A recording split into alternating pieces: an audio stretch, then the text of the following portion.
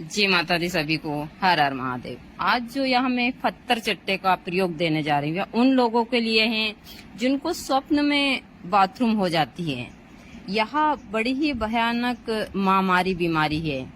इस बीमारी से बहुत लोग परेशान हैं और इसका कोई इलाज नहीं है। मैंने देखा है कि 20-20 साल और 50-50 साल के इंसान को भी यह बीमारी है और इसके कारण बहुत शर्मिंदगी महसूस होती है इंसान को।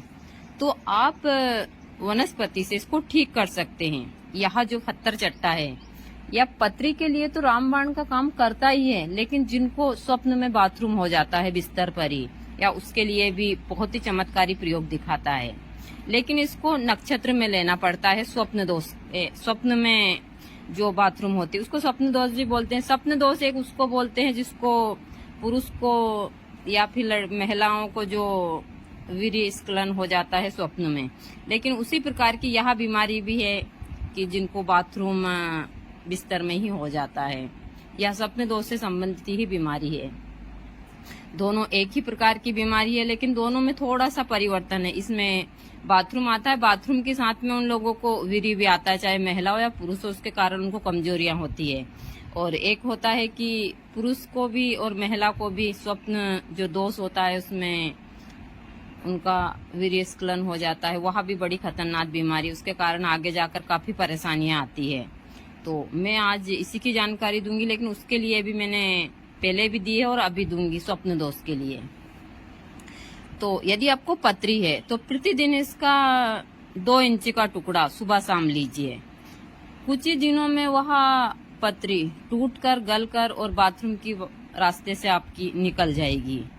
चाहे कहीं भी हो, गुर्दे में हो या फिर और अन्य कहीं जगह पर भी, पेट में, जहां भी पतरी हो। लेकिन इसको लेना पड़ता है कंटिन्यू। इससे कोई नुकसान नहीं है। इससे हाई बीपी, लो बीपी, सारी चीजें, बहुत सारी चीजें ठीक होती है।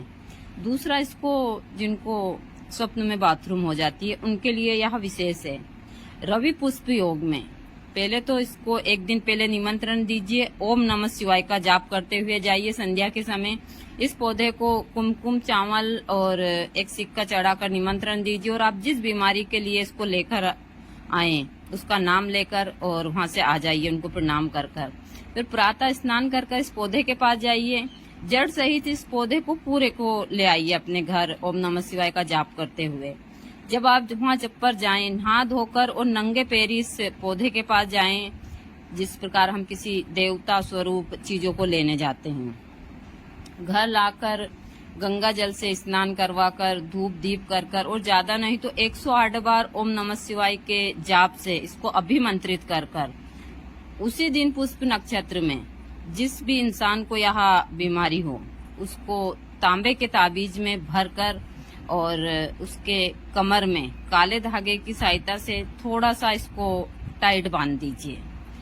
दूसरा, उस बाकी के जो भी आप लाए हैं पौधा, उसका पंचांग तैयार कर लीजिए, सुखाकर और पाउडर बना लीजिए। उस पाउडर को प्रतिदिन सुबह आप आधी चम्मच ठंडे पानी के साथ उसको ज्यादा दिन तक, कम से कम ज्यादा नहीं तो 2.5-3 महीने तक उसको वह प्रयोग करवाइए। माँ भगवती की और प्रकृति की कृपा से उस इंसान को वह बीमारी हमेशा के लिए ठीक हो जाएगी। एक या तंत्र का ऐसा सटीक और काफी प्रभावशाली टोनका भी समझ सकते हैं और आयुर्वेदिक इलाज भी समझ सकते हैं। यह बहुत ही सटीक और बहुत सरल है, कोई नुकसान नहीं है। जिस प्रकार मैं नागर मोथे के बारे में बताती हूँ कि मिर्गी के रोगी को देते हैं उसको रवि पुष्प में लेकर, तो वह चमत्कारी प्रभाव दिखाता है।